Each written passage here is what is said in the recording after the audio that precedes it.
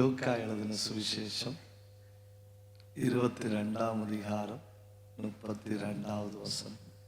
நல்ல சபைக்காக கர்த்தரை ஸ்தோத்திரிக்கிறேன். இந்த சபையின் அருமையான பாஸ்டரையாவுக்காக, குடும்பத்துக்காக கர்த்தரை ஸ்தோத்திரிக்கிறேன்.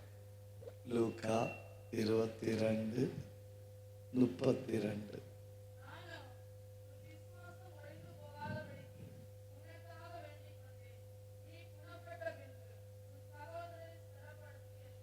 ஒரு தடவை வாசிங்க.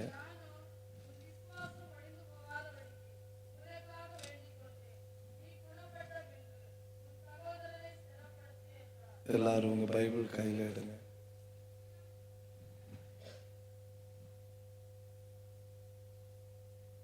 நாம் எல்லாரும் சேர்ந்து வாசிக்க போறோம். லூக்கா 22:32, 118வது பக்கம். சத்தமா வாசிக்கலாம். நானோ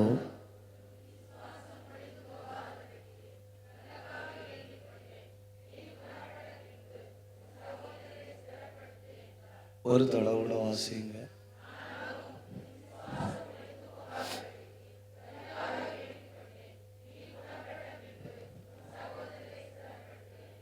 ரொம்ப நன்றி. அதில் ஒரு வார்த்தையை நீங்க பார்த்தீங்களா? நீ குணப்பட்ட பின்பு. நீ குணப்படுதல் என்பதற்கு இங்கிலீஷ்ல செல்ஃப் ஹீலிங்னு சொல்லுவோம். என்ன சொல்லணும்? நீ குணப்படு. அதாவது கர்த்தர் உன்னை குணப்படுத்துவாருன்னு இல்லை, மருத்துவர் உன்னை குணப்படுத்துவாருன்னு இல்லை, நீ குணப்படு.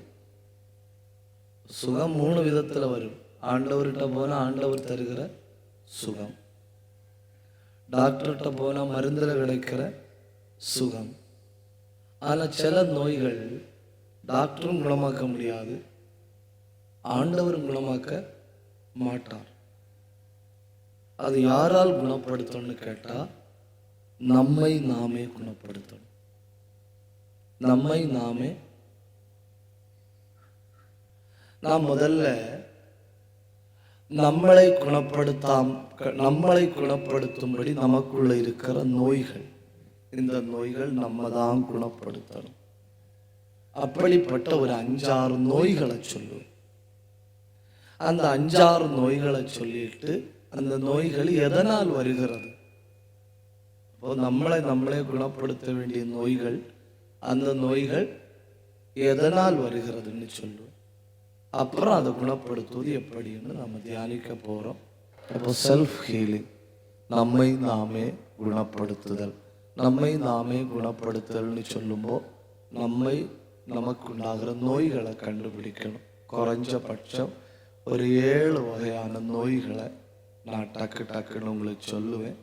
அப்புறம் நாம உள்ள இறங்கி தியானிக்கலாம். நமக்கு நாமே வருகிற நோய்கள். 1, ஓசியா 14ஆம் அதிகாரம் 4வது வசனம்.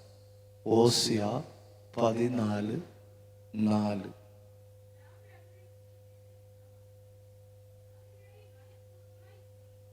ஒன்று, ஆவிக்குரிய தேவ பிள்ளைகளுக்கு உண்டாகிற முதல் நோய் சீர்கேடு.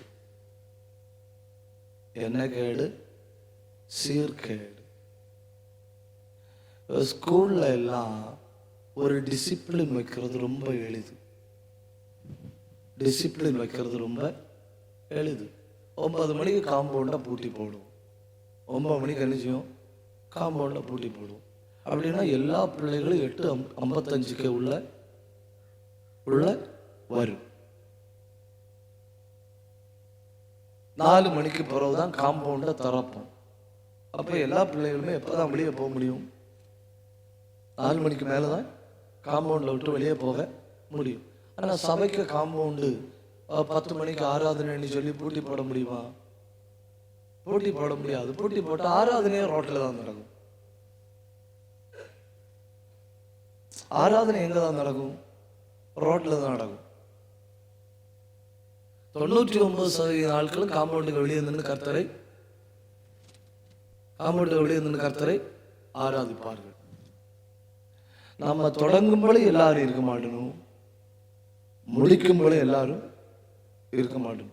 இந்த பிரச்சனை என்னன்னு கேட்டா, ரொம்ப முக்கியமான வேலையாக்கும் ஆவியில நிரம்பி தெய்வத்தை ஆராதிக்கிற வேலை. அந்த வேலையில சில ஆட்கள் பீரோகம் என்னன்னு ரெடி ஆகிட்டு இருக்கு.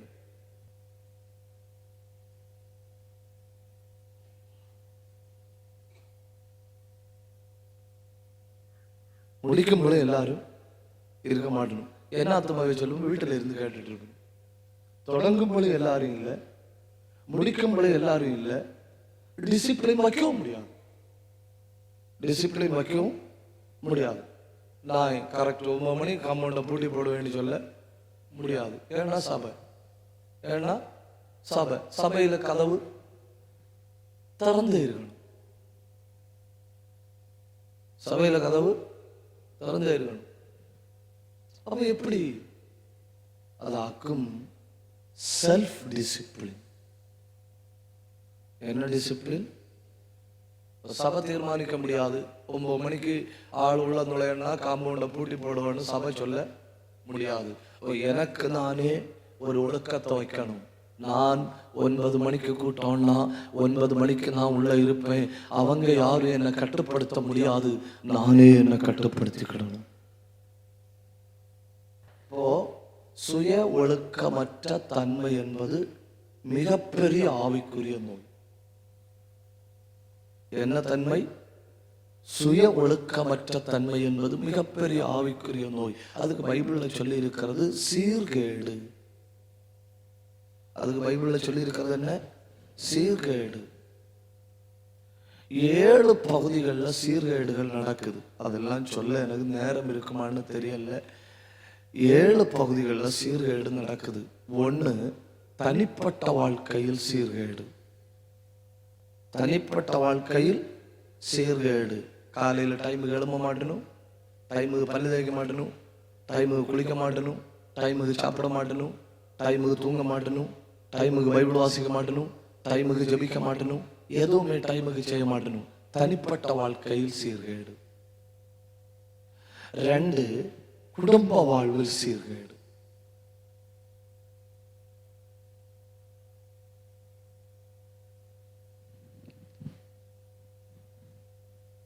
குடும்ப வாழ்வில் சீர்கேடு. எல்லாரும் தூங்கும்போ கூட படுத்து தூங்குவனும், எல்லாரும் தூங்கியாச்சுன்னு பார்த்த உடனே மெதுவா மொபைல கையில் எடுப்பணும். கையில் எடுத்து வச்சுட்டு ஓப்பன் பண்ணி ஹாய் ஹ்ரோ ஹாய் ஹ்ரோ. குடும்ப வாழ்வில் சீர்கேடு. 3, சமுதாய சீர்கேடு.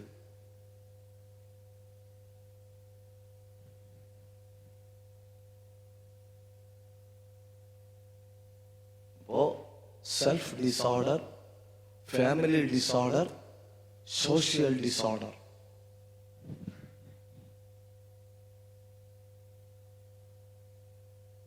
சமூக சீர்கேடு.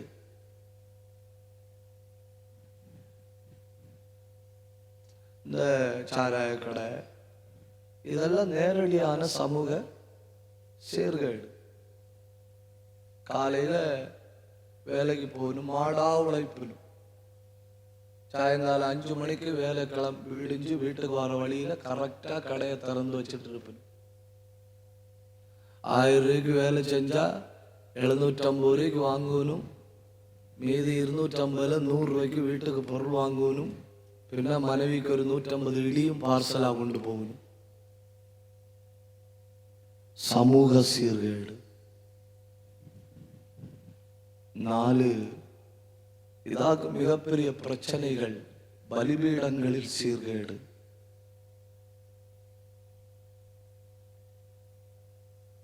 நான் 5ஓட முடிக்கிறேன். 7 சொன்ன அப்புறம் உங்க முகம் ஒரு மாதிரியா போகுது. அதாவது நான் என் முகத்தில் நீங்க பார்க்க வேண்டாம், எழுதி எடுத்துக்கிடுங்கன்னு புத்தியோட சொன்னது. தனிப்பட்ட வாழ்க்கையில சீர்கேடு. ஒரு டிசிப்ளின் இல்லை பாஸ்டர். பையனுக்கா ஜோம் பண்ணி தளர்ந்தேன், தோற்று போனேன். அவனை சபிக்கவா, அவனை என்ன செய்யன்னு எனக்கு தெரியல. சீர்கட்டு போன தனிப்பட்ட வாழ்வுகள், சீர்பட்டு போன குடும்ப வாழ்வுகள். குடும்ப ஜபம் சுத்தமா இல்லை. குடும்பமா உட்காந்து சாப்பிட்டு எத்தனை காலமாச்சு. ஆளாளுக்கு வருவனும், ஆளாளுக்கு பானையிலிருந்து கோருவனும், ஆளாளுக்கு தின்னுட்டு போகணும். லாஸ்ட்ல வர ஆளுக்கு வரும் பானையும் தவியும்.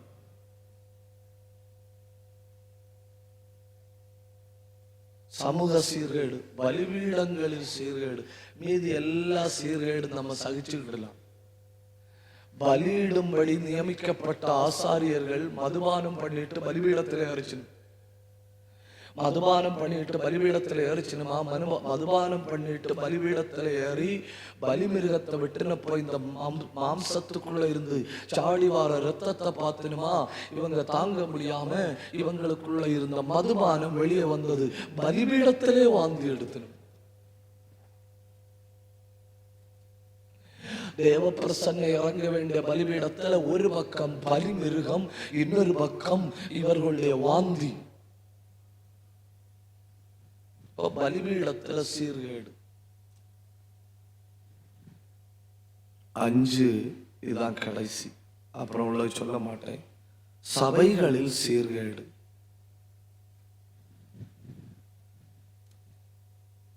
ஒரு பக்கம் சபைகள் எல்லாம் பப்பா மாறிட்டு வருது, ஒரு பக்கம் சபைகள் எல்லாம் கிளப்பா மாறிட்டு வருது. சபை எப்பவுமே ஆடம்பர படகு கிடையாது, ஆடம்பர படகு கிடையாது. ஆடம்பர படகுக்குள்ள போனா பொழுதுபோக்கு நிகழ்ச்சிகள் இருக்கும், விளையாடலாம், துள்ளலாம், சாடலாம், பாடலாம், ஆடலாம், சீட்டு கழிக்கலாம். ஆனா சபை அப்படி இல்லை. சபை பாதுகாப்பு படகு. சமுத்திரத்துல விழுந்து கிடக்கிற 10 பேரை எவ்வளவு சீக்கிரமா தூக்கி எடுத்து கரையில கொண்டு போட முடியுமோ அதுதான் சபையோட வேலை. சபை என்ன படகு? பாதுகாப்பு படகு தான். கேட்கிற உங்கள்கிட்ட ஒரு கப்பல் உடைந்து விட்டது, அந்த கப்பலுக்குள்ள இருந்து அவர்களை காப்பாற்றும்படி வந்த படகு அவர்களை தூக்கி எடுத்து நடுக்கடல்ல விட்டு நல்ல என்டர்டெயின்மெண்ட் கொடுக்குமா, நல்ல கேளிக்கை விருந்து கொடுக்குமா, பப்பும் கிளப்பும் கொடுக்குமா? இல்லை, ஓடி உங்களை கரையில கொண்டு விட்டுட்டு வாரோம், வந்துட்டு வேகமா வந்து அடுத்த ஆட்களையும் தூக்கிட்டு போவான்னு வேகமாய் செயல்படுமா? பேசவும் மாட்டீங்களோ? எப்படி இருக்கணும்? சபை பொழுதுபோக்கு படகா, ஆடம்பர படகா, பாதுகாப்பு படகா? பாதுகாப்பு படகு. இதுக்குள்ள ஏறினா எங்க போகணும்? அக்கறையில போகணும். இதுக்குள்ள ஏறினா அக்கறையில போகணும். அக்கறைக்கு போகிற படகுல தான் ஏறணும். நான் இருக்கிற படகு அக்கறைக்கு போகுங்கிற உறுதி வேணும். நான் இருக்கிற படகுல போனா ஐடியில் வேலை கிடைக்கும், நான் இருக்கிற படகுல ஏறினா நர்சிங் வேலை கிடைக்கும், நான் இருக்கிற படகுல ஏறினா இன்ஜினியரிங் காலேஜில் ஃப்ரீ அட்மிஷன் கிடைக்கும். அதல்ல சபை எப்பொழுதும் செய்கிற வேலை பாதுகாப்பு படகின் வேலை. 740 கோடி ஜனங்கள் பாவம் என்கிற சமுத்திரத்தில் தத்தளித்துக் கொண்டிருக்கிறார்கள். அவர்களை ரட்சிக்க உலகத்தில் வேற எந்த வழியும் இல்லை. அதனால சபை எவ்வளவு வேகமா செயல்பட முடியுமோ, எத்தனை பேரை தூக்கி படகுக்குள்ள போட முடியுமோ அத்தனை பேரையும் தூக்கி படகுக்குள்ள போட்டு ஓடி அக்கறையில கொண்டு விட்டுட்டு வேகமா திரும்ப வந்து அடுத்த ஒரு கூட்டத்தை தூக்கி அக்கறையில கொண்டு விட்டுட்டு வேகமாய் திரும்பி வந்து, அதுதான் சபையின் வேலை. எப்பொழுதும் எல்லா காலத்திலும் சபை பாதுகாப்பு படகு அக்கறையில கொண்டு விடும்படி.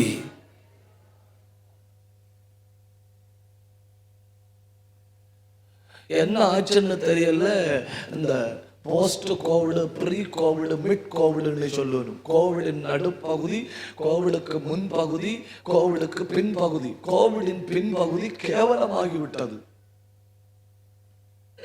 சபைகள் எல்லாம் என்ன மாறிக்கொண்டிருக்கு? ஆடம்பர படகுகளாய் மாறிக்கொண்டிருக்கு. சரி, முறைச்சு பார்த்துட்டே இருங்க, ஒரு பிரச்சனை இல்லை. என்ன மாறிக்கொண்டிருக்கிறது? ஆடம்பர படகுகளா மாறிக்கொண்டிருக்கிறது. நான் தொடக்கத்தில் உங்கள்கிட்ட சொல்றேன், நீங்க படகுக்குள்ள ஏறும்போதே கவனமா இருக்கணும். நான் ஏறுற படகு அக்கறைக்கு போகுமா? நான் ஏறுற படகு அக்கறை போகுமா? நான் ஏறுற படகுல ஏறினா ஒருவேளை எனக்கு இன்ஜினியரிங் அட்மிஷன் கிடைக்காது. நான் ஏறுற படகுல ஏறினா எனக்கு நர்சிங் காலேஜில் ரெக்கமெண்டேஷன் கிடைக்காது. நான் ஏறுற படகுல ஏறினா எனக்கு பிரைவேட் செக்டர்ல வேலை போட்டு தரமாட்டணும். நான் ஏறுற படகுல ஏறினால் நான் அக்கறையை சென்றடைவேன் என்கிற உறுதி இருக்கணும். கை உயர்த்தி ஆண்டவரை மகிமைப்படுத்துங்க. ஹல்லேலூயா. குறைந்தபட்சம் 5 பகுதிகள் சீர்கட்டு விட்டது. எதெல்லாம் நல்லா இருக்கணுமோ அதெல்லாம் சீர்கட்டு விட்டது. தனி மனித வாழ்க்கையில சீர்கேடு, குடும்பத்துல சீர்கேடு, சமூகத்துல சீர்கேடு, பலிபீடத்துல சீர்கேடு, ஆலயங்கள்ல சீர்கேடு. அப்ப சீர்கேடு என்ன நோய்? இது யாரு குணப்படுத்தணும்? இது யாரு குணப்படுத்தணும்? நம்ம தான் குணப்படுத்தணும். 2 வகை சீர்கேடுகளை உங்களுக்கு காட்டித்தாரேன். 1 தீமோத்தேயு 6ஆம் அதிகாரம் 20வது வசனம்.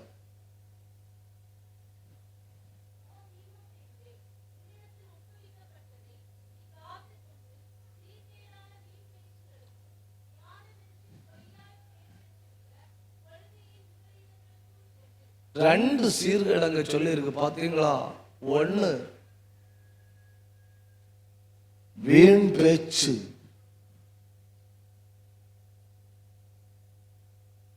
2 மனுஷன் கொண்டு வரும் கொள்கைகள்.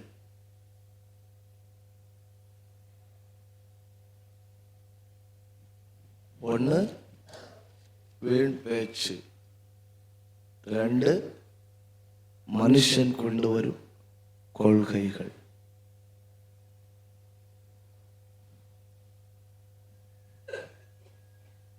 அடுத்த சீர்கேடு எரேமியா 3ஆம் அதிகாரம் 22வது வசனம்.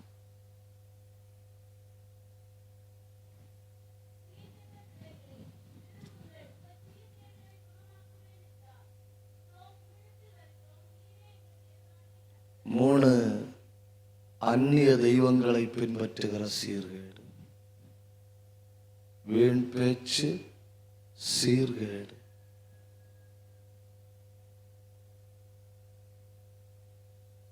மனுஷ கொள்கைகளை பின்பற்றுதல் சீர்கேடு,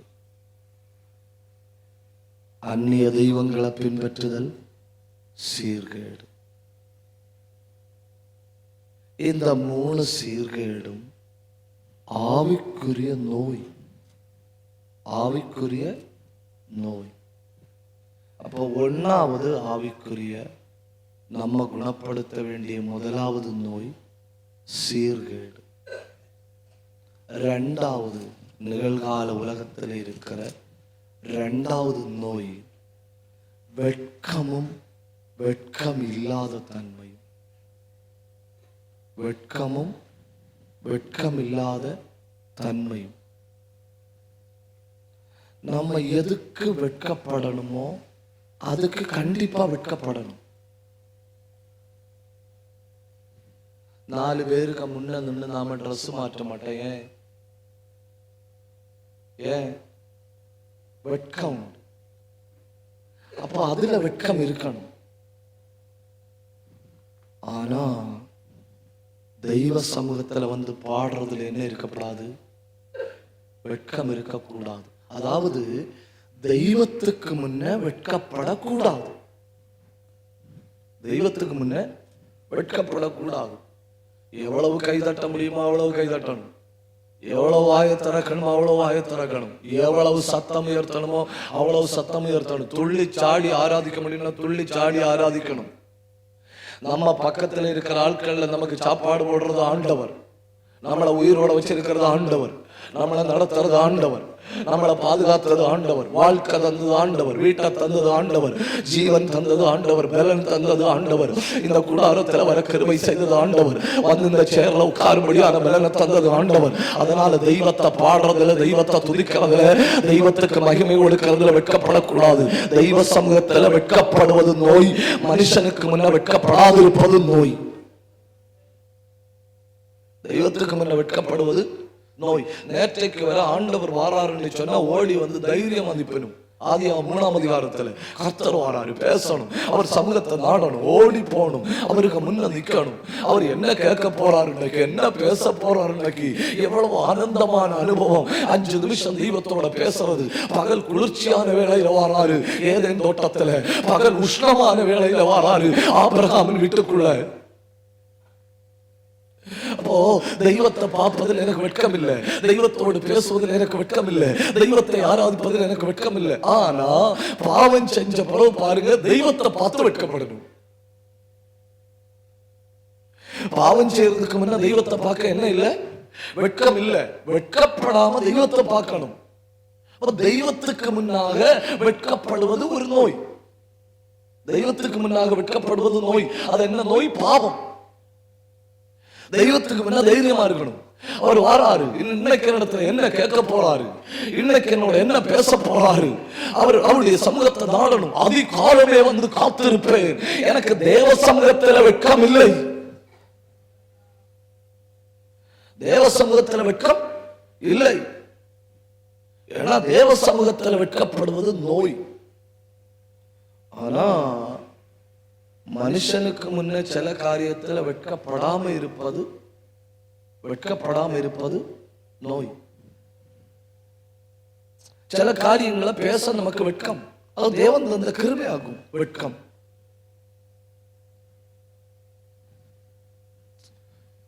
வஸ்திரம் நல்லா தரித்திருக்கணும், நான் என்ன சரியா கவர் பண்ணி இருக்கணும் அப்படிங்கிற ஒரு வெட்கம். அது நமக்கு ஆண்டவர் தந்த கிருபை.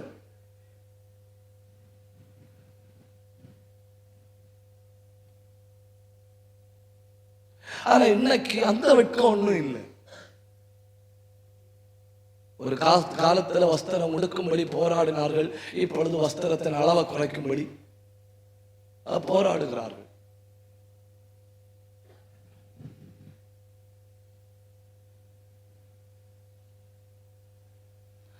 ஒரு ஒரு ஒரு ஒரு ஒரு அட்வர்டைஸ்மெண்ட், ஒரு பெரிய துணி கம்பெனியோட அட்வர்டைஸ்மெண்ட். அவங்க சொல்லணும், 1876 முதல் நாங்கள் மனுஷனை உடுத்து வைக்கிறோம். 1876 முதல் நாங்கள் மனுஷனை உடுத்து வைக்கிறோம். அந்த கம்பெனியோட பெருமை. உடனே அதை பார்த்த உடனே நான் நான் அந்த அட்வர்டைஸ்மெண்ட்டை பார்த்த உடனே நான் பைபிளை நினைச்சேன், மனுஷன் பிறந்தது முதல் அவர் உடுத்து வைக்கிறார். ஹல்லேலூயா. கை உயர்த்தி ஆண்டவரை மகிமைப்படுத்துங்க. ஹல்லேலூயா. ஓ, தெய்வத்துக்கு முன்பாக வெட்கப்படுவது பாவம் என்ன? தெய்வத்துக்கு முன்பாக சோத்திரம் சொல்லாம வெட்கப்பட்டிருப்பது பாவம். நான் கை தட்டினா மற்றவங்க என்ன நினைப்பனும், நான் வாயை திறந்து சத்தம் போட்டா மற்றவங்க என்ன நினைப்பனும், நான் ஆராதிச்சா மற்றவங்க என்ன நினைப்பனும், நான் தெய்வத்துக்கு மகிமை கொடுத்தா மற்றவங்க என்ன நினைப்பனும். அப்படி தெய்வத்துக்கு கொடுக்க வேண்டிய துதியை கொடுக்காம வெட்கத்தோட இருப்பது பாவம். ஆனா பூமியில சில இடங்கள்ல வெட்கப்படாம இருப்பது பாவம். அந்த இடங்கள்ல வெட்கப்பட்டாகணும். சில வார்த்தைகளை நம்ம வெட்கப்பட்டு பேசாம வரணும். சில காரியங்களை நம்ம வெட்கப்பட்டு ஒதுங்கணும். ஏன்னா அது தெய்வம் நமக்கு தந்த கிருபை. நாம வெட்கப்படாம 100க்கு 100 செயல்பட வேண்டிய ஒரு இடம் தேவனுடைய சந்நிதி மட்டும். கை தட்டி வாதிறந்து ஆவியில நிரம்பி 2 நிமிஷம் ஒரு தெய்வத்தை ஆராதிச்சு பாருங்க. உலகடகள் கவனகடகள் கவனங்களை பிரௌடத்தலாம். அத்தனை பேர் கை தட்டணும், அத்தனை பேர் வாயத்தரங்களும். எனக்கு தெய்வத்தை ஆராதிக்க வெட்கம் இல்லை, எனக்கு தெய்வத்தை துதிக்க வெட்கம் இல்லை. யாரு பார்க்கறாங்க, எனக்கு வெட்கம் கிடையாது.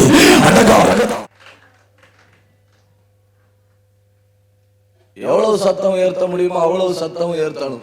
தெய்வத்துக்கு நம்ம செய்கிற காரியத்துல யாரும் நம்மளை தடுக்க முடியாது. பார்த்துட்டு நிக்கிறவன் உனக்கு பைத்தியம்னு தோணணும். அப்படி நீ தெய்வத்தை ஆராதிக்கணும். பார்த்துட்டு நிக்கிறவனுக்கு என்ன தோணணும்? நீ பைத்தியம்னு தோணணும். அப்படி நீ தெய்வத்தை ஆராதிக்கணும். ஆராதனைக்கு கட்டுப்பாடு வைக்க உலகத்துல எந்த மனுஷனுக்கு உரிமை இல்லை. ஆராதனை கட்டுப்பாடு வைப்பது பாவம். என்ன ஆராதிப்பது மனுஷன் அல்ல, நான் ஆராதிப்பது தெய்வத்தை. நான் என் உள்ளத்தில் ஆவியானவர் ஏறுகிறபடி தெய்வத்தை ஆராதிக்க எனக்கு உரிமை உண்டு.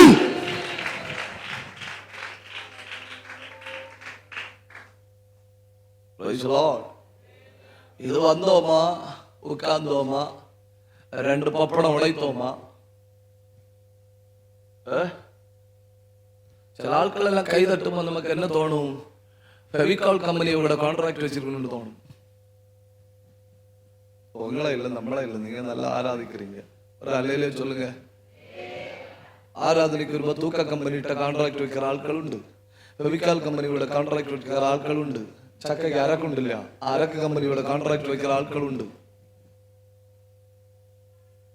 நீங்க ஒன்றும் அப்படி இல்லை. நீங்க வாழைத்தோட்டத்தோட கான்ட்ராக்ட்னு தோணுது. சைடு ஊனு போட்டு வைப்பணும் இல்லையா, காற்றடிச்சு விழாம இருக்கு. உற்சாகம் ஒரு அலையிலே சொல்லுங்க. அப்போ சீர்கேடு ஒரு நோய். தேவ சமூகத்தில் வெட்கப்படுவது அடுத்த நோய். மனுஷனுக்கு முன்ன நம்ம வெட்கப்படணும். வெட்கப்படலைன்னா அது ஒரு நோய். மனுஷனுக்கு முன்ன வெட்கப்படாம நோய் இருக்குன்னா அதுக்கு மனநிலை பாதிப்புன்னு சொல்லணும். அதுக்கு என்ன சொல்லணும்? மனநிலை பாதிப்புன்னு சொல்லணும். அது உடனே ஹாஸ்பிட்டலில் கொண்டு உடனே ஒரு இன்ஜெக்ஷன் போட்டா சரியாகும்.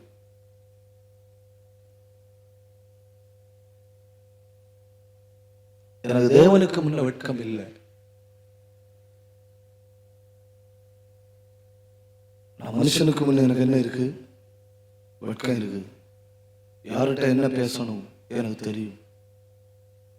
எங்க எப்படி நடந்துக்கிடணும் எனக்கு தெரியும். எப்படி ட்ரெஸ் பண்ணணும் எனக்கு தெரியும். ஏன்னா வெட்கம் என்பது தேவன் கொடுத்த கிருபை. தேவன் கொடுத்த கிருபை.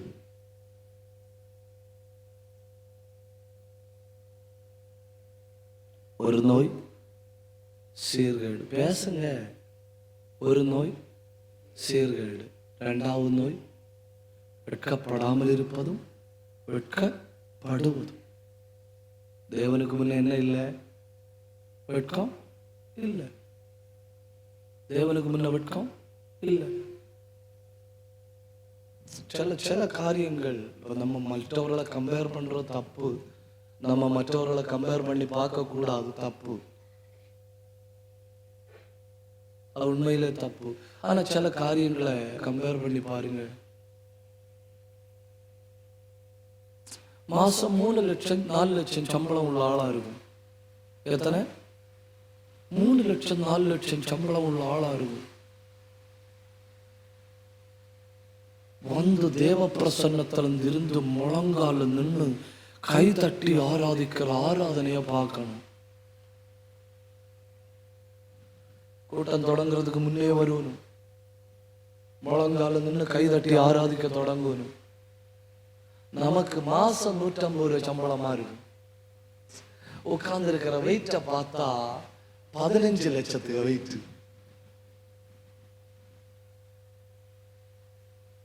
சரி, ஒரு அலையில சொல்லுங்க, உற்சாகத்தோட சொல்லுங்க. சொல்லுங்க, எனக்கு மெதுவா சொல்லுங்க, எனக்கு தெய்வத்தை ஆராதிப்பதில் வெட்கமே இல்லை. நல்ல ஒண்ணு கை தட்டி, நல்ல வாத்தரண்டு, நல்ல உரத்த சத்தமா ஒண்ணு தெய்வத்தை ஆராதிங்க. நல்ல வாதரந்து கை தட்டி ஆண்டவர் ஆராதிங்க. சத்தம் உயர்த்தி உடா ரபா லக்கதரப சந்தரபா ரியந்தல் கபரப சத்தரபலபலபலமா ஊழமல் பிரௌணமரபலமா. சத்தம் உயர்த்தணும், கை தட்டணும். அங்க இங்க எங்கேயும் பார்க்கப்படாது. தெய்வத்தை மட்டும் உயர்த்தி ஆராதிங்க. உயர்த்தி சத்தம் உயர்த்தி தெய்வத்தை ஆராதிங்க. சத்தம் போதாது. ராகல் கமல ரகத கமதமா அனகதன கமகதமா அந்தல் கமனம சந்தரபலபலபலமா ஊழமல் பிரௌணமரபலபலமா ரெண்டல் கமரபலபலபலமா சத்தரபலமா ரீதம் லாகதன மனகதமா அந்தல் கமன லடகத்தமா அக்கனவட சந்தரத்தமா உள்ளவந்த லாகரந்தமா கைதட்டுங்க, வாயை திறங்க, வல்லமையோட பலப்படுங்க. ஒன்றாவது ஆவிக்குரிய நோய் சீர்கேடு. இரண்டாவது ஆவிக்குரிய நோய் எதுக்கு வெட்கப்படணுமோ அதுல வெட்கம் இல்லை. எதுக்கு வெட்கப்படக்கூடாதோ அதுல வெட்கப்படுறோம். எதுக்கு வெட்கப்படணுமோ அதுல வெட்கம் இல்லை. எதுக்கு வெட்கப்படக்கூடாதோ அதுல வெட்கப்படுறோம். 3 சிநேகிதரால் வருகிற நோய். சிநேகிதரால் வருகிற நோய்.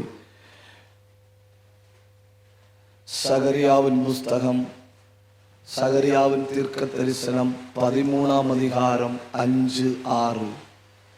சகரியா 13:5-6.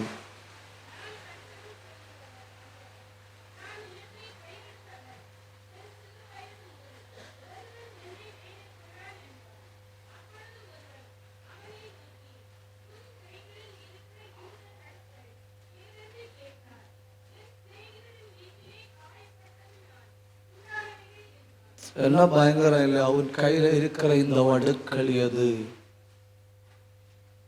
நம்ம ரொம்ப நேசிக்கிற ஆட்கள் நம்மளை ஈஸியா காயப்படுத்த முடியும்.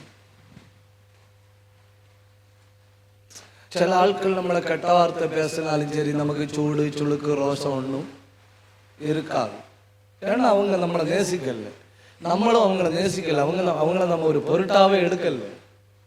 நீ பேசின கெட்ட வார்த்தையை நீயே கொண்டு போ, எனக்கு வேண்டாம். ஆனா சில ஆட்கள் நம்மள்கிட்ட பேசுற சின்ன வார்த்தையை வடுக்களாவளும். அவன் கேட்கிறான், இந்த வடுக்கள் எது? அப்ப அவன் சொல்றான், இது சிநேகிதன் வீட்டில் வந்த காயம். சில நேரம் நம்ம சில ஆட்களை ரொம்ப நேசிப்போம், சில ஆட்களை ரொம்ப நம்புவோம், சில ஆட்களை ரொம்ப உயர்வான இடத்துல வச்சிருப்போம். அவங்க நம்மளை ரொம்ப மோசமா சின்ன வார்த்தையினால சொல்லும் போதும் பயங்கர காயங்கள் நமக்குள்ள விழுகிறது. ஒரு நிமிஷம் கையை உயர்த்தி பிடிங்க, என் ஆவி விடுவிக்கப்படுவதாக. கையை உயர்த்தி சொல்லுங்க, வாயை திறந்து சத்தம் உயர்த்தி சொல்லுங்க, அப்பா எனக்குள்ள இருக்கிற அந்த வடு, என் புருஷ பேசின வார்த்தை, என் மனைவி பேசின வார்த்தை, என் பிள்ளை பேசின வார்த்தை, எனக்குள்ள இருக்கிற அந்த வடு, எத்தனை காலமா அந்த வடுவை நான் சுமக்கிறேன், எனக்கு ஒரு விடுதலை தாங்கப்பா. கையை உயர்த்தி கூப்பிடு, வாயை திறந்து கூப்பிடு. உனக்கு கிருபை இல்லைன்னு சொன்னப்போ உனக்குள்ள விழுந்த ஒரு வடு, உனக்கு எதுக்கு லாயக்கு இல்லைன்னு சொன்னப்போ உனக்குள்ள விழுந்த வடு, உனக்கு ஒண்ணும் தெரியாதுன்னு சொன்னப்போ உனக்குள்ள விழுந்த வடு, நீ வாயை மூடிட்டு சும்மா இருந்து சொன்னப்போ உனக்குள்ள விழுந்த வடு. கையை உயர்த்துக. ஆவியானவர் சிலரை பயங்கரமா தொடர்றாரு. தேவ பிரசன்ன கூடாரத்தை பயங்கரமா போதுகிறது. ஆவியானவர் சொல்றாரு, அந்த வடுவை இறுதி சுமக்க வேண்டாம். கூப்பிடு, வாயை திறந்து சத்தம் உயர்த்தி கூப்பிடு. அவங்க அப்படி பேசணும்னு நான் நினைக்கலையே, அவங்க அப்படி பேசணும்னு நான் எதிர்பார்க்கலையே. அப்படி இருந்து ரொம்ப மோசமா பேசி விட்டார்களே, அது உள்ளத்துல குத்தி விட்டது. அது எனக்கு தூக்கத்தில் ஞாபகம் வருது, அது எனக்கு மறுபடியும் ஞாபகத்துல வந்துட்டு இருக்கு. அதை என்னால மறக்க முடியலையே. அந்த வலி இந்த பகல் மாறுகிறது, அந்த வலி இந்த பகல் மாறுகிறது. இனி அந்த எண்ணம் உனக்கு வருவதில்லை, இனி அந்த காலம் உடம்புல காண முடியாது. பரிசுத்த ஆவியானவர் தொட்டுக் கொண்டிருக்கிறார், ஆவியானவர் தொட்டுக் கொண்டிருக்கிறார்.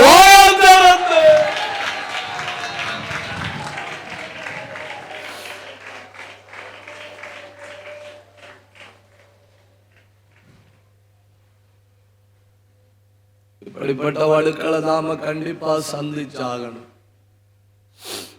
மனிதர்களா இருந்தா சந்திச்சாகணும். ஒரு நாள் காலையில எங்க வீட்டுக்கு ஒரு புருஷனும் மனைவியும் வந்துடும். நான் பைபிள் காலேஜ் கிளம்பிட்டு நிற்கும்போ வந்துடும். வந்தோடனே நான் என் மனைவிட்ட சொன்னேன், அவங்களுக்கு ஒரு சாயை போட்டு கொடுக்குது. உடனே அவங்க 2 பேரும் என்கிட்ட சொல்லிச்சு, நாங்க சாய் குடிக்க வரல. அந்த டூன்ல எனக்கு புரிஞ்சு போச்சு, ஏதோ பஞ்சாயத்துக்கு தான் வந்திருக்குன்னு. 2 பேரும் என்ன கையெடுத்து கும்பிட்டுட்டு சொல்லிச்சு, தயவு செஞ்சு வெளியே எங்கேயும் போய் பிரசங்கம் பண்ணாதுங்க. அப்ப நான் மனசுல நினைச்சேன், இனி நான் எங்கேயாவது பிரசங்கம் பண்ணி இவங்க காயப்பட்டுனுமோ. நான் கேட்டேன் ஏன்? அப்ப அவங்க என்கிட்ட சொல்லிச்சு, வெளியே நின்று உங்க பிரசங்கத்தை கேட்டா பேப்பட்டி கொலைச்சது போல இருக்கு. எப்படி இருக்கு? பேப்பட்டி கொலைச்சது போல இருக்கு. ரிஸ்க் எடுத்து காலையில வந்திருக்கணும். நான் சரி டீ குடிச்சுட்டு போங்கன்னு சொல்லிட்டு நான் காலேஜுக்கு போய் இறங்குனேன். நம்ம பலவீனம் நமக்கு தெரியல, நம்ம சவுண்டு ரொம்ப மோசம்னு நமக்கு யாரும் சொல்லி தராமலே நமக்கு தெரியும். அதுக்கு 2 பேர் வீட்டில் வந்து சொல்லணும்னு இல்லை. அன்னைக்கு காலேஜுக்கு போகிற வழி கிட்டத்தட்ட 1.25 மணி நேரம் தான் அழுது. 1.25 மணி நேரம் தான் அழுது, வேற ஒன்றுக்கும் இல்லை. இந்த பேப்பட்டி போல உள்ள சவுண்டை ரெஸ்ட் இல்லாமல் பயன்படுத்துறீரே, அல்லேலூயா. சில வடுக்கள் கையை உயர்த்தி பிடிங்க, கையை உயர்த்தி பிடிங்க. சிநேகிதனின் வீட்டுல நடந்த அந்த சம்பவம் உன்னை காயப்படுத்தினது. சொந்த வீட்டுக்குள்ள நடந்த அந்த நிகழ்ச்சி உனக்கு ஒரு வடுவா இருக்கு. அதுல மருந்து போடப்படல, அது வடுவாவே இருக்கு. இந்த பகல் கர்த்தர் உன்னை தொடும்படி வந்திருக்கிறார். கையை உயர்த்தி ஜெபிங்க, வாயை திறந்து ஜெபிங்க. அந்த பலவீனத்தோட இனி இன்னைக்கு போக வேண்டாம், அந்த நோயோட இனி இன்னைக்கு போக வேண்டாம், அந்த பிரச்சனை இனி ஞாபகத்துல வரப்படாது. கர்த்தர் உள்ளத்துல தொடச்செடுக்கிறாரு. கையை உயர்த்தி கூப்பிடுங்க. பிரசன்னத்தை முழுமையா அனுபவிக்க விரும்புறவங்க கூப்பிடுங்க. ராகல் கபரகத்தராதியா ரேந்தல் கனாதியாத்தன, நீ குணப்படு, நீ குணப்படு, நீ குணப்படு. இனி அதை சுமக்காத, அந்த வடுவை சுமக்காத, அந்த சீர்கேட சுமக்காத, அந்த வீண் பேச்ச சுமக்காத, அந்த அந்தகார வல்லமையை சுமக்காத. இன்னைக்கு உன்னை விடுவிச்சு அனுப்ப போறாரு. இது நீ குணப்படுகிற நேரம், இது நீ குணப்படுகிற நேரம், இது நீ குணப்படுகிற நேரம். கை தட்டி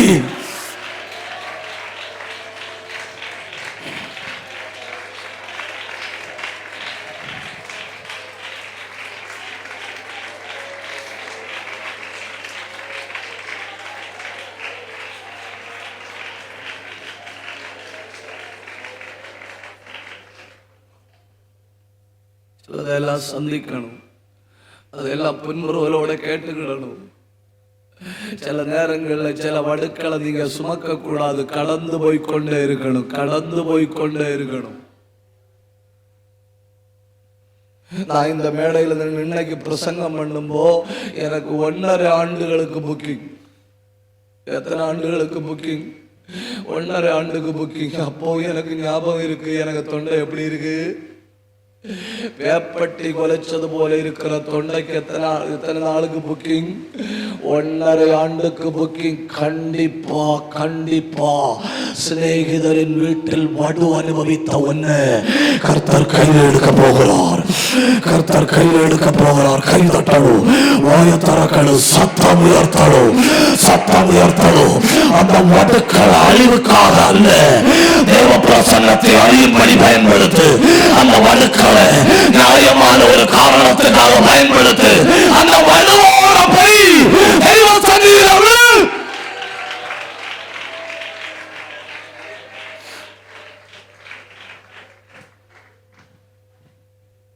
ரொம்ப சீப்பா பேசணும். சில ஆட்கள் ரொம்ப நிசாரமா பேசணும். உயிருக்கு உயிரா நேசிச்ச ஆட்களா இருப்போம் நம்ம. அப்படி ஒரு வார்த்தையை அவங்கள்ட்ட எதிர்பார்த்திருக்கவே மாட்டோம். சில ஆட்கள் எல்லாம் ரொம்ப நிசாரமா சொல்லணும். தெரியுமா, நீ வாய முடிவிட்டு சும்மா இருக்க ஒண்ணும் தெரியாது. 4ஆம் கிளாஸ்ல 5ஆம் கிளாஸ்ல படிக்கிற பிள்ளைகள் தாயை பார்த்து சொல்றது, நீ வாய முடிவிட்டு சும்மா இருக்க ஒண்ணும்.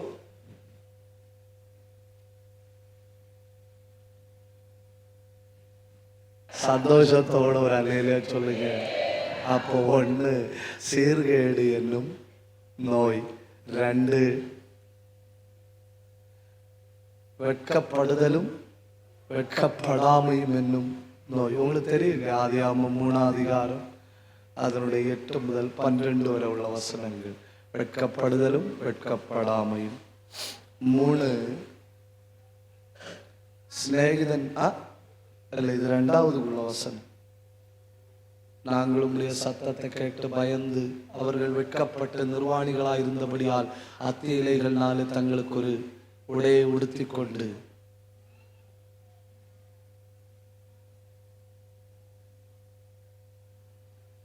மூணு சிநேகிதரின் வீட்டில் வருகிற வடுக்கள்.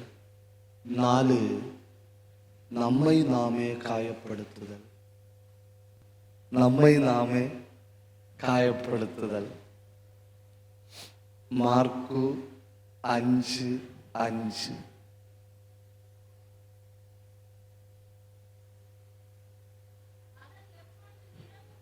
அவன் எப்பொழுது இரவும் பகலும் மலைகளிலும்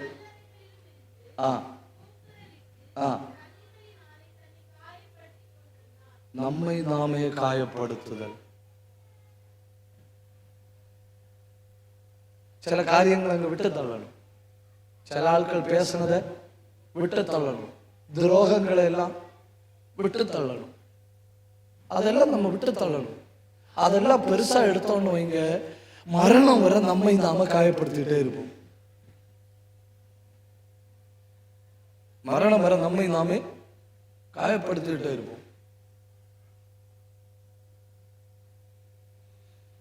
அவன் செஞ்சது கர்த்தர் அவனுக்கு பதில் கொடுப்பாரு. நான் விட்டுட்டேன். என்னை நடத்துகிறது ஆண்டவர். கை உயர்த்தி ஒரு அல்லேலூயா சொல்லுங்க. என்னை அழைத்தது ஆண்டவர், என்னை ரட்சித்தது ஆண்டவர். மதிப்பு கொடுக்க தேவையில்லாத காரியத்தை அங்க விட்டு தள்ளணும். இல்லைன்னா அது என்ன செய்வோம் தெரியுமா? நம்மை நாமே காயப்படுத்தணும். இது கர்த்தர் ஒரு தரம் விளம்பினார், நான் 2 தரம் கேட்டிருக்கேன்னு சொன்ன மாதிரி சில ஆட்கள் ஒரு காரியம் செஞ்சுட்டு அவங்க போச்சணும். ஆனா நம்ம அதை 1000 தடவை யோசிச்சுட்டே இருக்கிறோம். 1000 தடவை யோசிச்சுட்டே இருக்கிறோம். அதனால என்ன ஆகுது தெரியுமா? காயம் பெரிதாகுது. காயம் பெரிதாகுது. ஒரு புஸ்தகத்துல வாசிச்சேன். ஒரு நாயையும் ஒரு கல்லெடுத்து எறிஞ்சு, ஒரு பசுவையும் ஒரு கல்லெடுத்து எறிஞ்சு, ஒரு சிங்கத்தையும் கல்லெடுத்து எறிஞ்சான். ஒரு நாய, ஒரு பசுவை, ஒரு சிங்கத்தை. நாய் என்ன பண்ணுமா? அந்த காயத்தை நக்கி நக்கி பெருசாக்குமா. அந்த காயத்தை நக்கி நக்கி பெருசாக்குமா. பசு அந்த காயத்தை வாளால அடிச்சு அடிச்சு பெருசாக்குமா.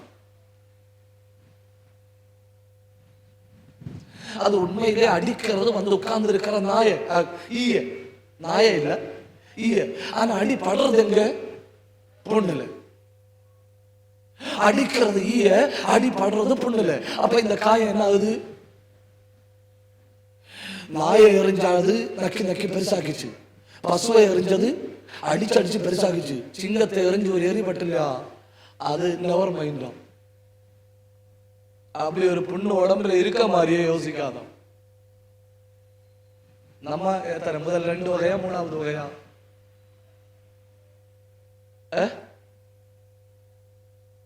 பேசுங்க. எப்படியாவது 4 பேர்கிட்ட சொல்லணும். அது நக்கி நக்கி பெருசாக்குறது. எப்படியாவது 5 பேர் அறியணும். நக்கி நக்கி பெருசாக்குறது. அப்புறம் வாளால அடிச்சு அடிச்சு பெருசா. சிங்கம் அங்க தள்ளுமா. ஒரு வாரம் தாண்டி தேடி பார்த்தா எரிக்க அடையாளமே அங்க இருக்காதான். நீ விட்டு தள்ளு, நீ விட்டு தள்ளுமோ நீ குணமடைகிறாய். நீ ஒன்ன தன்னைத்தானே காயப்படுத்தாத, தயவு செஞ்சு தன்னைத்தானே காயப்படுத்தாத. அந்த முறிவை உன்னையோட விட்டு தள்ளு.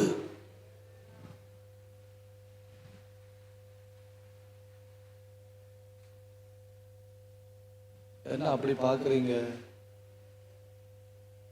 முகத்துல ஒரு மகிழ்ச்சியும் இல்லையோ? ஒரு அல்லேலூயா சொல்லுங்க. செல்ஃப் வூண்டிங், அது ஒரு நோய். என்ன வூண்டிங்? செல்ஃப் வூண்டிங், நம்மை நாமே காயப்படுத்துதல். நம்ம காயப்படக்கூடாதுன்னு சொல்லல, நம்ம காயப்படணும். எப்படி காயப்படணும் தெரியுமா?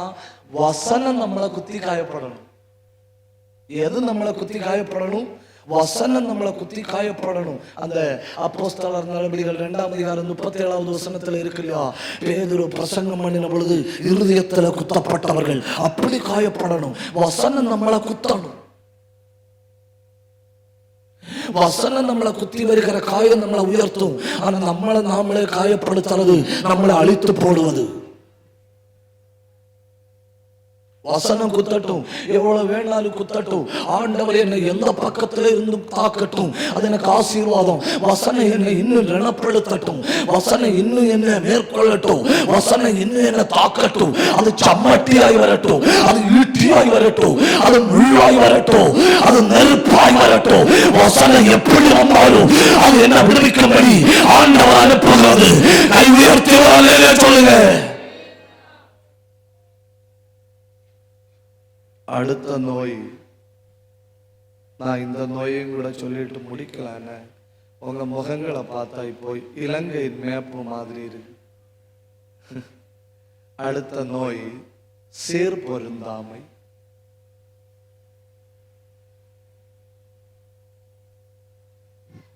என்ன நோய்? சேர் பொருந்தாமை. 1 கொரிந்தியர்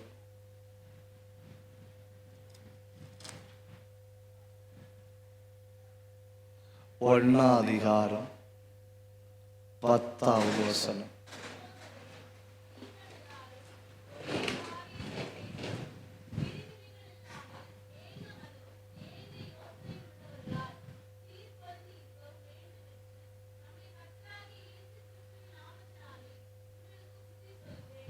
எவ்வளவு அழகா இருக்கு இல்லையா? ஒரே காரியத்தை பேசவும், ஏக பேச்சு, ஏக பேச்சு. அடுத்து பாருங்க, ஏக மனம். ஏக பேச்சு, ஏக மனம். அடுத்து பாருங்க, ஏக யோசனை. ஒரே பேச்சு, ஒரே மனம், ஒரே யோசனை. அடுத்து பாருங்க, பிரிவினைகள் இல்லை. ஒரு மனம் இருக்கு, ஒரே யோசனை இருக்கு, ஒரே பேச்சு இருக்கு. என்ன சுத்தமா இல்லை? பிரிவினை இல்லை.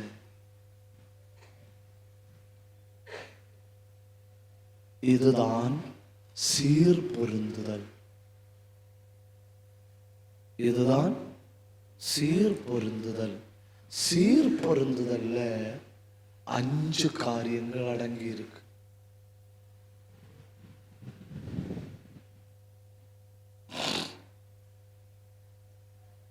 இந்த 5 உள்ளடக்கங்கள் நமக்குள்ள இருக்குன்னா சீர் பொருந்தி இருக்கிறோம்.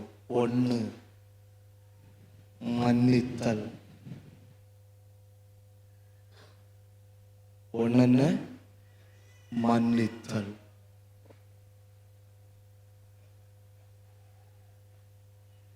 அவங்க இதெல்லாம் யோசேப்புக்கு செஞ்சணும், இப்படி எல்லாம் வேதனைப்படுத்திச்சணும். யோசேப்பு அதுக்கெல்லாம் சேர்த்து சொன்னது ஒரு வார்த்தை. என்ன தெரியுமா?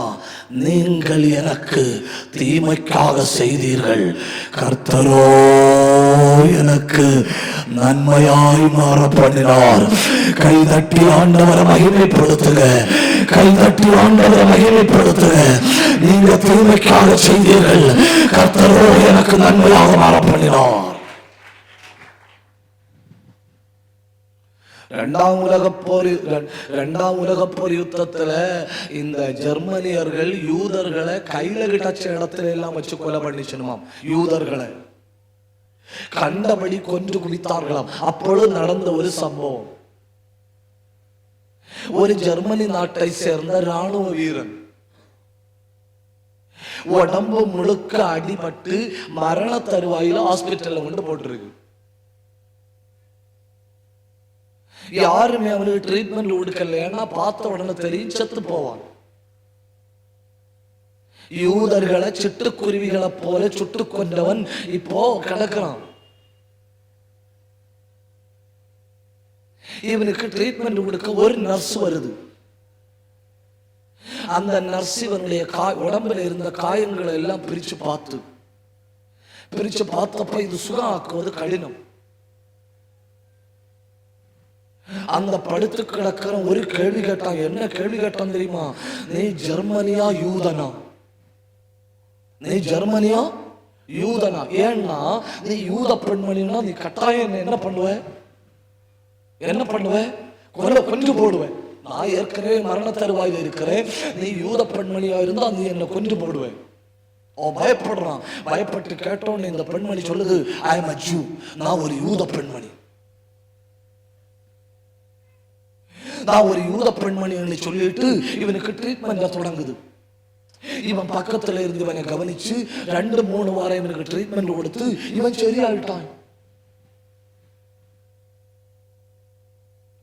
ஜெர்மனியர்கள் யூதர்களை கொன்று குவிக்கிறார்கள். அதே நேரத்தில் ஒரு யூத பெண்மணி ஒரு ஜெர்மனியனுடைய உயிரை பாதுகாக்குது. எல்லாம் முடிஞ்ச உடனே அவன் கேட்கிறான், ஒரு யூத பெண்மணியா இருந்து நீ ஏன் எனக்கு எவ்வளவு உதவி செஞ்ச? அந்த பெண்மணி சொன்ன பதில் பயங்கரன. அந்த பெண்மணி சொல்லிச்சு, உன் தலையில இருந்த கட்டெல்லாம் அவுத்து உன் முகத்தை பார்த்த உடனே நான் உன்னை கண்டுபிடிச்சிட்டேன். என் அப்பா அம்மாவை சுட்டு கொண்டவன் நீதான். என் அப்பா அம்மாவை சுட்டு கொண்டவன் நீதான். அந்த வெறி எனக்கு உள்ளத்துல இருந்துட்டே இருந்து உன்னை எங்க கண்டாலும் என் கையில தான் கிடைக்கும், உன்னை கொல்லணும்னு நான் மனசுல நினைச்சிட்டு இருந்தேன். ஆனா நான் இடையில இயேசுவை ஏற்றுக்கொண்டேன். இயேசுவை ஏற்றுக்கொண்டேன். இயேசு என்ன மன்னிச்சதுனால உன்னை மன்னிக்காம இருக்க எனக்கு வழி இல்லை. உன்னை மன்னிப்பதும் உனக்கு இந்த இடத்துல வச்சு ஒட்டு போடுவதும் மருந்து போடுவதும் ஆண்டவர் எனக்கு தந்த ஒரு வாய்ப்பா நினைச்சு நான் உனக்கு மருந்து போட்டேன். கர்த்தர் உன்னை எழுப்பி விட்டு இருக்கிறார். அவன் என்ன ஆனான் தெரியுமா? அவன் அந்த ஹாஸ்பிட்டல் சுகமாகி எழும்பி ஒரு மிஷனரி ஆகி போனான். ஹல்லேலூயா. ஒரு நிமிஷம் கையை உயர்த்தி பிடிங்க. ஒரு நிமிஷம் கையை உயர்த்தி பிடிங்க. மனப்பூர்வமா சொல்லுங்க, நான் மன்னிச்சுட்டேன். வாயை திறந்து சொல்லுங்க, நான் மன்னிச்சுட்டேன். வாயை திறந்து சொல்லுங்க. அவங்க பேசுனதை நான் மன்னிச்சேன், நான் அதை மறந்துட்டேன். வாயை திறந்து சொல்லுங்க. இந்த சத்த போதாது. ஏக மனம், ஏக யோசனை, ஏக சிந்த, பிரிவினை இல்லை, ஒரே பேச்சு. அதுதான் சீர்பருந்துதல். அதுதான் சீர்பருந்துதல். சீர்பருந்தல் நோய் இருக்கு. சீர்பருந்தல் நோய் இருக்கு, பிரச்சனை இருக்கு, புண்ணு பெருசாயிட்டே வரும். இன்னும் அதுக்கு ட்ரீட்மெண்ட் ஆரம்பிக்கல. ஆனா சீர்பருந்தின உடனே நோயே முடியுது. சீர்பருந்தல் என்ன இருக்கு? முதல்ல மன்னித்தல் இருக்கு. மன்னிச்சு தள்ளுங்க. உங்களை பணத்துல ஏமாற்றவங்களை மன்னிச்சு தள்ளுங்க. உங்களை பணம் வாங்கிட்டு திரும்ப தராம இழுத்தடிச்சு உன்னை கேவலப்படுத்துற அந்த ஆளு இப்போ இருதயத்தில் இருக்க மன்னிச்சு தள்ளு, விட்ட தள்ளு. கர்த்தர் கணக்கெடுப்பார். ஜெபிங்க. பயங்கர தேவ பிரசன்னம். நல்ல மாதிரி நடிச்சு உன்னை ஏமாற்றிட்டு ஒரு முழுக்கப்பை உன்னை மோசமா சொல்லி உன்னை கேவலப்படுத்துற அந்த ஆளை ஆவியானவர் தீர்க்கதரிசனமா சொல்றாரு, மன்னிச்சு தள்ளு. கர்த்தர் உன்னை உயர்த்த போறாரு. மன்னிச்சு தள்ளு. கர்த்தர் உன்னை உயர்த்த போறாரு. பயங்கர தேவ பிரசன்ன சபைக்குள்ள உணரபலமா சத்தரபலபலபலமா அந்தல் கபரபலபலபலமா அந்தூர பலபலபலபலமா எந்தல் கபரபலபலபலமா அல்கபர சந்தரபலபலபலமா உணபந்தர பேசுங்க. தெய்வத்தோட பேசுங்க. வாயத்தோட ஆவியில பேசுங்க. தெய்வத்தோட பேசுங்க. அப்பா மன்னிக்க கிருபை தாங்க ஆண்டவரே. மன்னிக்க கிருபை தாருங்க ஆண்டவரே. மன்னிச்சு விட்டு தள்ள அபிஷேகம் தாருங்க. வாயை திறந்து சொல்லுங்க. அந்த நோய் எனக்கு இருக்கப்படாது. அந்த நோயோட நான் வாழ விரும்பல. நான் குணப்பட்ட பின்பு செல்ஃப் ஹீலிங் நீ உன்னை சுகப்படுத்து.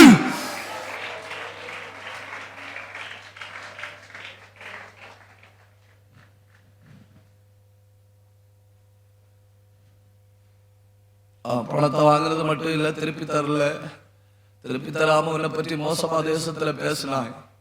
அது உன் உள்ளத்துல பனிக்கட்டி போல உறைஞ்சிருக்கு.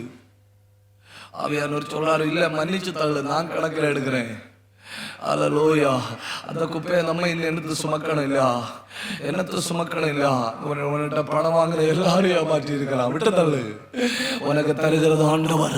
உன் பிரயாசங்களை ஞாபகம் வைக்கிறது ஆண்டவர். அதே நேரத்தில் நீ உன்னை நோயாளியா வச்சு வாழ்க்கை அளிக்காத. நீ உன்னை குணப்படுத்து. நீ குணப்பட்ட பின்பு மற்றவங்களை ஸ்திரப்படுத்தணும். முதல்ல நீ குணமாகு. ஜெபி. I am healed.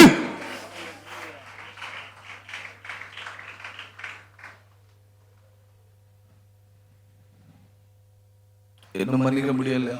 கையை உயர்த்தி பிடிங்க. மன்னிக்க கிருபை தாரும் ஆண்டவரேன்னு சொல்லுங்க. பேசுங்க. இதுதான் பிரசங்கம். பேசுங்க. தெய்வத்தோட பேசுங்க. அப்பா எனக்கு முடியல, அது ஞாபகத்துல வந்துட்டே இருக்கு. தீர்தா கிருபை தரணும்.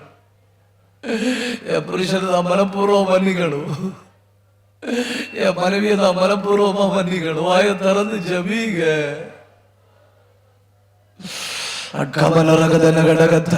குடும்பத்துல நல்லா சிரிச்சு எவ்வளவு நாளாச்சுடா, சந்தோஷமா உட்காந்து பேசி ஒரு டீ போட்டு எல்லாரும் சுற்றி இருந்து குடிச்சு எவ்வளவு காலம் ஆச்சுடா. ஒரே யோசனை இல்ல, ஒரே மனம் இல்ல, ஒரே சிந்தை இல்ல, ஒரே பேச்சு இல்ல, பிரிவினை மட்டும்தான் இருக்கு. கர்த்தரும் மேல அன்பு வச்சதுனால உன்னை கூப்பிடுறாரு, வா சீர்பொருந்து, நோயாளியா போவாத சீர்பொருந்து, நீயே உன்னை குணப்படுத்தணும், நீயே உன்னை குணப்படுத்தணும். இந்த நோய்க்கு நீ தான் மருந்து போடணும். Self healing.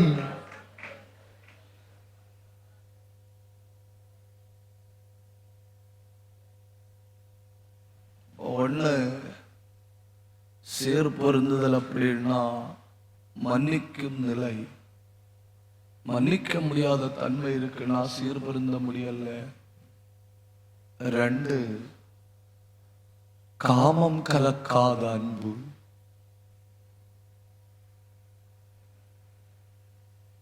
Love without pleasure. நீங்க பைபிள்ல எந்த பெரிய மனிதர்களை பாருங்க, அவங்களெல்லாம் பிடிச்சிருக்கிற ஆவிக்குரிய நோய் இச்சை. அவங்க எல்லாம் அதிகாரம் இருக்கு, பலம் இருக்கு, கிருபை இருக்கு, அபிஷேகம் இருக்கு. You take Samuel, you take Samson, Samson எடுங்க, அவனை பிடிச்சிருந்த நோய் இச்சை. யூ டேக் சாலமன், சாலமோன் எடுங்க, அவனை பிடிச்சிருந்த நோய் இச்சை. யூ டேக் டேவிட், தாவீது எடுங்க, அவனை பிடிச்சிருந்த நோய் இச்சை. யூ டேக் கிங் எசேக்கியா, எசேக்கியா ராஜாவை எடுங்க, அவனை பிடிச்சிருந்த நோய் இச்சை. யூ டேக் கிதியோன், கிதியோன் எடுங்க, அவனை பிடிச்சிருந்த நோய் இச்சை. வேதத்துல பிரபலமான பெரிய பெரிய மனிதர்கள் எல்லாம் விட்டு வைக்காம வேட்டையாடின மிகப்பெரிய நோய்க்கிருமியாக்கும் இந்த இச்சை என்கிற ஆவி. இது சபையில ஒரு ஆளுக்குள்ள உள்ள நுழைந்து வேர் விட்டு எழும்பி அநேகரை அழித்து போடாதபடிக்கு நம்ம காமம் கலக்காத பார்வையுள்ளவர்களோ. ஹல்லேலூயா, ஹல்லேலூயா. இச்சை நாவி வேரோட அறுக்கப்படணும். கையை உயர்த்தி ஒரு நிமிஷம் வாயை திறந்து மூத்தவர்களை சகோதரனாக, மூத்தவர்களை தாயாகவும் தகப்பனாகவும், இளையவர்களை சகோதரனாகவும் சகோதரியாகவும் பார்க்கிற ஒரு கிருபை அது சபைக்கு மட்டும்தான் உண்டு. என்ன பார்ப்பது போல மற்றவர்களை பார்க்கிற கிருபை, எனக்கு நான் காட்டுகிற கரிசனை மற்றவர்களுக்கு காட்டுகிற கரிசனை காட்டுகிற கிருபை அது தெய்வ பிள்ளைக்கு மட்டும்தான் உண்டு. நான் என்ன பார்ப்பது போல மற்றவர்களை ஒரு ஆத்மாவா பார்க்கணும். அவங்க எல்லாம் ஒரு ஆத்மாவே ஆக்கணும். அவங்க எப்படிப்பட்ட மனுஷங்களா இருந்தாலும் they are a soul.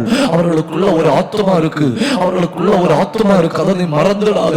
உனக்குள்ள இருக்கிற மாதிரி ஒரு விலையேற பெற்ற ஆத்மா அவங்களுக்குள்ள இருக்கு. அந்த இச்சையின் ஆவி இந்த பகல் எரிகிறது. கை தட்டி பற்றி பிடிங்க, கை தட்டி வாயை திறந்து கை தட்டி சத்தம் உயர்த்தி நல்ல நல்ல வாயை திறந்து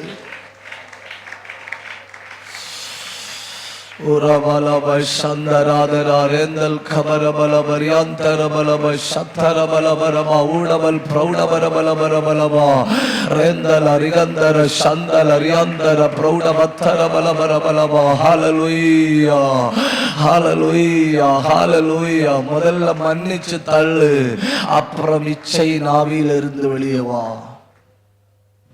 3 வாய் எடுத்த உடனே சபிக்கும் நிலை. என்ன? வாய் எடுத்த உடனே சபிக்கும் நிலை. எனக்கு உரம் போட்டு வளர்த்தின ஆட்களை சபிக்கிற ஆட்களாகும். எனக்கு கிடைச்ச நல்ல காம்ப்ளெக்ஸும் யூரியாயும் பாக்டம்பாஸும் எல்லாம் அடுத்தவங்க சாபம். சாபம் போட்டு போட்டு என்னை ஏற்றி விட்டணும். இப்ப யோசிச்சுட்டு இருக்கணும், தெரியாம சபிச்சிட்டோமே. இனி வேணா நான் 500 ரூபா கொடுக்கலாம் சாபம் போடகு.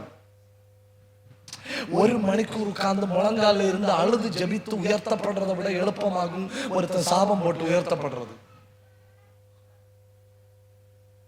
ஆண்டவரே என்னை நடத்தும், என்னை உயர்த்தும். அப்படி இல்லை, ஆண்டவரே எவனையாவது வச்சு என்ன சபியும். அவன் சபித்தான், நீ உருப்பட்டாய்.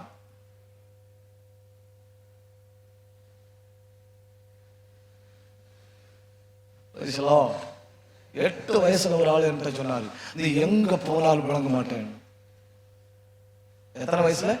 8 வயசுல சொன்னார், நீ எங்க போனாலும் விளங்க மாட்டேன். 8 வயசுல உரம் போட்டுட்டாரு. போட்டாச்சா? கரெக்ட் 8 வயசுல கர்த்தர் பிரசங்கம் பண்ண கிருபை செஞ்சாரு.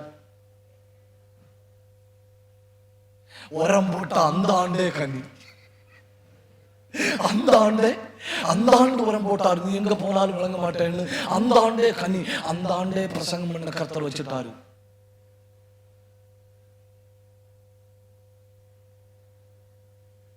இத்தனை ஆண்டுகள், கிட்டத்தட்ட 35 ஆண்டுகள் பிரசங்கம் பண்ண கிருபை செஞ்சாரு. சாபத்தை கேட்டு அவன் எப்படி என்ன சபிக்கலாம்? நான் எப்படி 4 வார்த்தை திருப்பி கொடுக்காம? அவன் சபிச்சதில்ல, அவன் உனக்கு வளர்ச்சிக்கான உரம் போட்டுருக்கு. அத ஒரு சவாலை ஏற்றுக்கணும். திருப்பி சபிக்கப்படாது. அவன் சபிச்சது ஒரு சவாலை ஏற்றுக்கணும். அதை ஒரு போட்டியா நினைச்சு நல்ல உரமாக்கி வளர தொடங்கு. சில ஆட்கள் வாய் எடுத்தா சொல்ற வார்த்தைகள் பைத்தியம். தேவ பிள்ளைகள் அந்த வார்த்தையை பயன்படுத்தப்படாது. சில ஆட்கள் வாய் எடுத்த உடனே சொல்ற வார்த்தை, எண்ணத்துக்கு கிடக்கிற செத்து தொலை. நம்ம சில வார்த்தைகள் பயன்படுத்தக்கூடாது. மற்றவங்களை பார்த்து பைத்தியம்னு திட்டக்கூடாது. மற்றவங்களை பார்த்து செத்து தொலைன்னு, எண்ணத்துக்கு கிடக்குன்னு சொல்ல கூடாது. இதெல்லாம் நம்ம பயன்படுத்தக்கூடாத வார்த்தைகள். நான் சாவேன், நான் செத்த பிறகு நீங்க படிப்பியா? நீங்க செத்த பிறகு சயின்ஸ், மேக்ஸ், இங்கிலீஷ் அதுல சப்ஜெக்டே நீ செத்த பிறகு தானே ஸ்டார்ட் ஆகும். நான் சாவேன், இருந்தாக்கல சாவேன். மனைவி புருஷனையும் பிள்ளையும் பார்த்து சொல்றது, நான் இருந்தாக்கல அங்க போவேன், அப்பன்னு மோனும் படிப்பியான்னு. இது பரவாயில்லை, நீ செத்த பிறகு அப்பன்னு ஸ்டூடெண்ட்.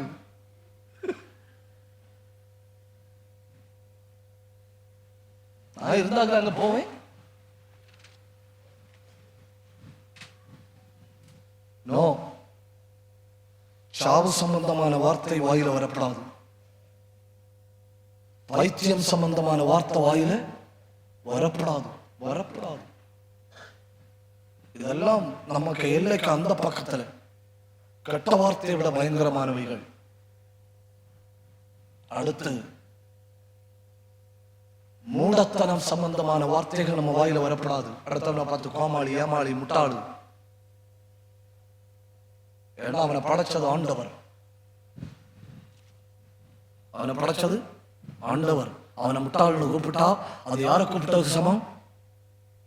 அவனை உண்டாக்குனவரை கூப்பிட்டதுக்கு சமம். சில ஆட்கள் நினைக்கிறேன், இப்பதான் பாஸ்டர் எனக்கு நோயே புரியுது. ட்ரீட்மெண்ட்டுக்குள்ள 5 டேப்லெட் கொண்டு வந்தேன், நேரம் இல்லை.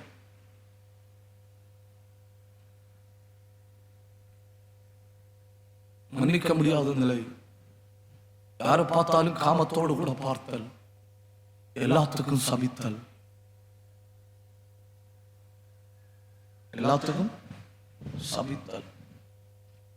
தன்னைத்தானே சபித்தல். நான் எண்ணத்துக்கு கிடக்கிறேன், என் எண்ணத்துக்கு வச்சிருக்கிறீர், என்னை எடும்.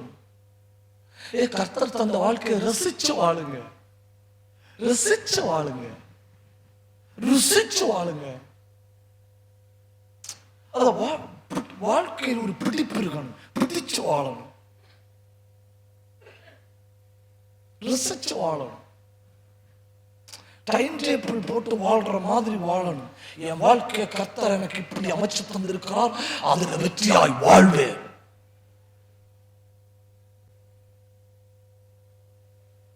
அதை ரசிச்சு அந்த ஆத்மாவை பரலோகத்துல சேர்க்க வேண்டிய பொறுப்பை என் கையில தந்திருக்கிறார்னு ரசிச்சு வாழணும். வாழ்க்கையில் அந்த பிடிப்பை விடக்கூடாதுன்னு நான் அனுபவிச்சுட்டு சொல்றேன். தயவு செஞ்சு சகோதரனா சொல்றேன், அந்த பிடிப்பை விடக்கூடாது, ரசிச்சு வாழணும். கர்த்தர் என்ன வச்சிருக்கிறாரு. அதாவது நான் காலையில சொன்னேன் இல்லையா, நான் நாளைக்கு உயிரோட இருப்பேன். ஒருத்தரும் அட்வான்ஸா சொல்ல முடியாது. நான் சொல்றேன், ஏன் சொல்றேன் தெரியுமா? இன்னைக்கு மொத்தம் பிரசங்கம் பண்ணுவேன், இன்னைக்கு உள்ள பிரசங்கத்துல நாளைக்கு வாழ்வேன். ஒரு நாளை ஜெயத்தோட வாழு, அடுத்த நாளை இலவசமா தருவாரு. அடுத்த நாளை ஜெயத்தோட வாழு, அடுத்த நாளை இலவசமா தருவாரு.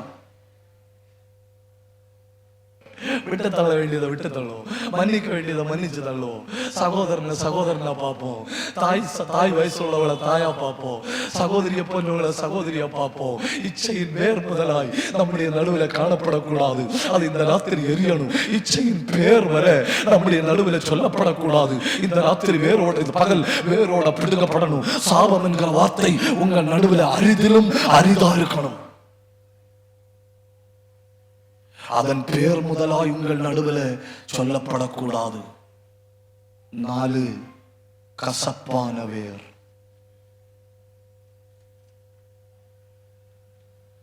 கசப்பான வேர்.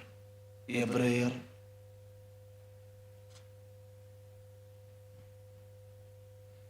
12ஆம் அதிகாரம் 15வது வசனம்.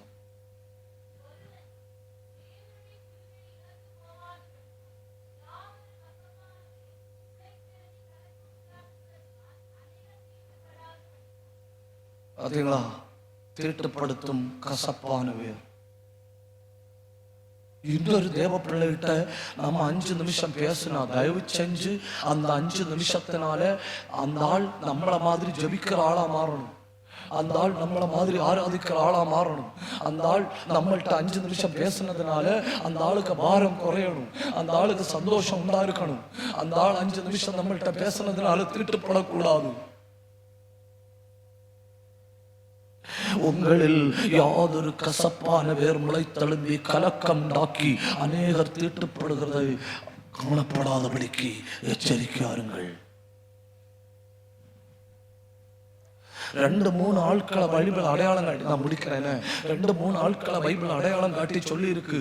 அவர்களை போல் இருக்க வேண்டாம். அடுத்த வசனத்தை பாருங்க. ஒருவனும் ஏசாவை போல் இருக்க வேண்டாம். ஒருவனும் ஏசாவை போல இருக்கக்கூடாது.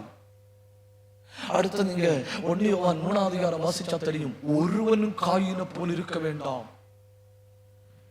ஒருவனும் ஏசாவை போல இருக்கப்படாது, ஒருவனும் காயினை போல இருக்கப்படாது. நீங்க லூக்காவின் சுவிசேஷத்தை வாசிச்சா தெரியும். ஒருவனும் லோத்தின் மனைவியை போல் இருக்க வேண்டாம். அப்ப இப்படிப்பட்ட சில ஆட்களை ஆண்டவர் நமக்கு அடையாளம் காட்டி சொல்றாரு. அவர்களை போல நம்ம இருக்கவே கூடாது. காயினை போல், ஏசாவை போல், லோத்தின் மனைவியை போல். ஏன்னா இவர்கள் எல்லாம் சீர்பொருந்த வாய்ப்பற்றவர்கள். இவர்களுக்கெல்லாம் சீர்பொருந்த வாய்ப்பு இல்லை. அந்த 16வது வசனத்தை பாருங்க. அதற்கு அப்புறம் அவன் கண்ணீர் விட்டு தேடியும் அடையாமல் போனான். வாய்ப்பே கிடைக்கல. நமக்கு ஆண்டவர் சீர்பொருந்தும்படியான வாய்ப்பை தந்திருக்கிறார். நல்ல கண்ணை மூடுவோமா? தேவ சமூகத்தில் அத்தனை பேர் கண்ணை மூடுங்க.